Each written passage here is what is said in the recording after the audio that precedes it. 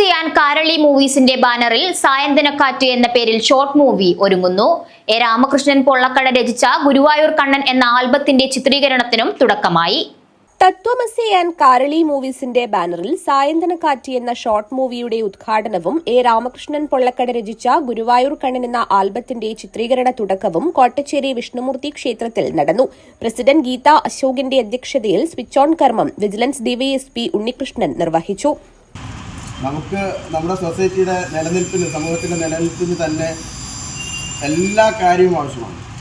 അതോടൊപ്പം തന്നെ ഇതൊരു അഡീഷണൽ എന്ന് നമ്മൾ വിചാരിക്കും. ചിലപ്പോഴൊക്കെ എപ്പോഴും വിചാരിക്കും ഇതൊരു അഡീഷണൽ. കല എന്ന് പറയുന്നത് ഒരു അഡീഷണൽ ആയിട്ടുള്ള സാധനമാണ്.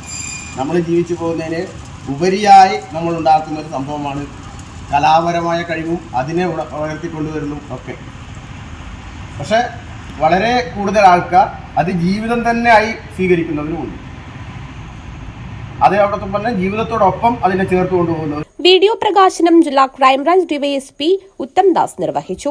സെക്രട്ടറി ദേവദാസ് കെ.വി, ചന്ദ്രൻ കാരളി, രാമകൃഷ്ണൻ പൊള്ളക്കട, MS നമ്പൂതിരി, മാജിക് അച്ചു കരിവെള്ളൂർ, വത്സരാജ് കാട്ടുകുളങ്ങര എന്നിവർ സംസാരിച്ചു.